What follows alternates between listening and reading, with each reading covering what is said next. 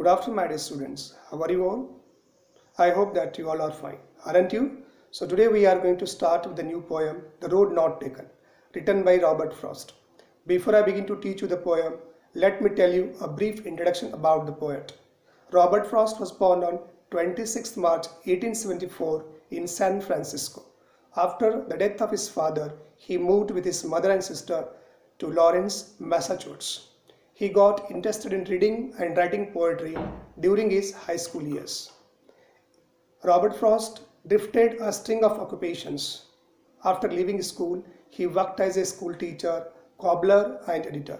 His first published poem, My Butterfly, appeared on 8 November 1894 in the New York newspaper The Independent.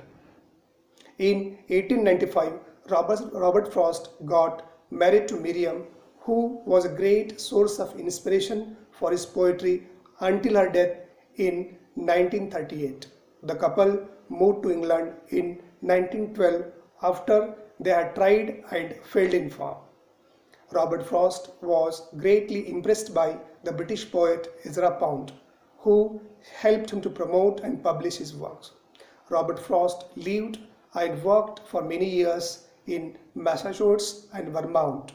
He died on 29 January 1963 in Boston. Now let us know the central idea of the poem.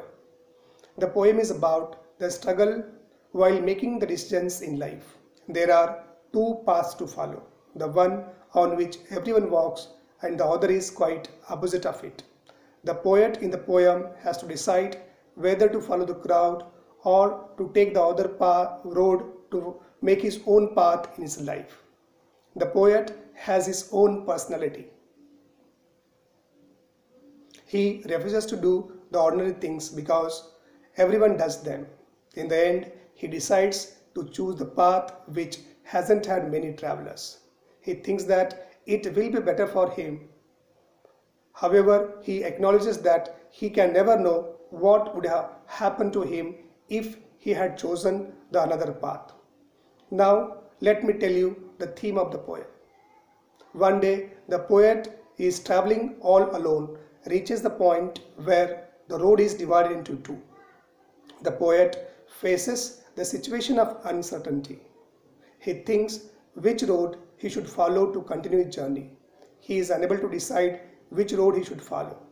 He pauses for a long time. He gives it a careful thought to which road he should follow. And finally, he decides to choose the path which seems to be less traveled. He knows that it will make a great change in his life.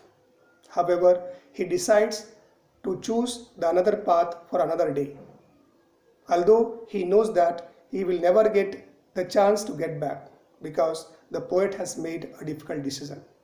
However, he wishes that he would also travel the other path someday.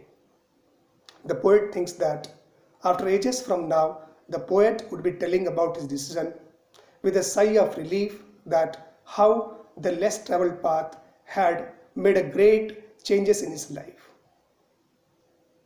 The poet represents the difficulty in making the choices in life. We cannot walk on all the roads available to us. We have to make a choice. The uncertainty faced by the poet in making the decision is the uncertainty that we all face at some point in our life. Therefore, we have to make an appropriate decision. We cannot go back or change the decision. The future only reveals that the decision made by us is appropriate or not, right or wrong. The decisions and the choices are just like the steps that carry us forward. I hope you all might have understood the poem thoroughly. Now let me take your leave, but I promise I'll be back very soon with another video. Till that time, see you, goodbye.